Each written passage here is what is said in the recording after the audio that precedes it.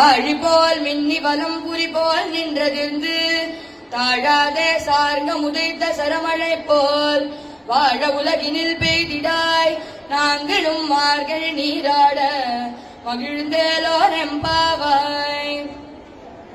நாலாவது பாசுரத்துல ஆண்டாள் என்ன சொல்றா அப்படின்னா, போன பாசுரம் மூன்றாவது பாசுரத்துல இந்த பாவை நோன்பு பண்றதுனால என்னெல்லாம் நமக்கு கிடைக்கும் அப்படிங்கறதோட கண்டினியூஷனா மழை எப்படி பெய்யணும் அப்படிங்கறத இந்த பாசுரத்துல வருணன், அதாவது ரெயின் காட் கிட்ட பிரார்த்தனை பண்ணி சொல்றா. ஆழிமழை கண்ணா ஒன்று நீ கைகரவேல், வருணதேவனை பிரார்த்தனை பண்றா. மாரி நீ எனக்கு ஒரு ஹெல்ப் பண்ணணும், ஒன்று நீ கைகரவேல்.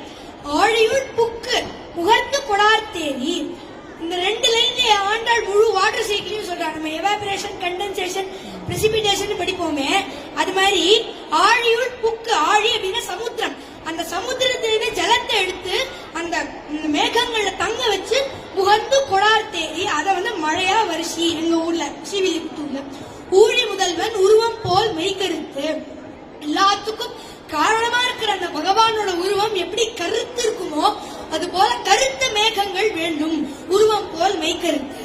பாடியன் தோளுடைய பத்மநாபன் கையில் ஆழி போல் மின்னி வலம்புரி போல் நின்றதிருந்து, பாழியன் தோளுடைய அழகான தோள்களுடைய அந்த பத்மநாபன் எவருடைய நாபிக்கமலத்துல தாமரை இருக்கோ அப்பேற்பட்ட அந்த பெருமாளோட கையில இருக்கிற அந்த சக்கரம் போல மின்னல் வெட்டணுமா, வலம்புரி போல் நின்று அதிர்ந்து தண்டர், அந்த தண்டர் வரும்பொழுதே அந்த சத்தம் வரும் இல்லையா, அது மாதிரி சங்கம் வரும்போது அந்த சங்கநாதம் மாதிரி அந்த தண்டரோட சத்தம் இருக்கணும். ஆழி போல் மின்னி வலம்புரி போல் நின்று அதிர்ந்து தாழாதே சார்ந்தம் உதைத்த சரமழை போல், சாரங்கம் பெருமாளோட வில்லான அந்த சாரங்கத்திலிருந்தே எப்படி சரமழை அம்புக்கள்லாம் எப்படி மழை மாதிரி பாயுமோ அது மாதிரி மழை வரணும் அப்படின்னு ஆண்டாள். அப்புறம் திடீர்னு தோணுது ஆண்டாளுக்கு, என்னடா இது நம்ம இவ்வளவு டிஸ்கிரைப் பண்ணிட்டோமே, எங்கேயா சென்னையில மிச்சாங் புயல் வந்த மாதிரி ஸ்ரீவில்லிபுத்தூர்லயே வந்துட போறது அப்படிங்கறதுனால வாழ உலகினில் பெய்திடாய், நாங்களா வாழறோம் இருக்கிற மாதிரி உலகில பெய்யணும் மழை, மார்கழி நீராட மகிழ்ந்தேலோ ரெம்பாவாய்.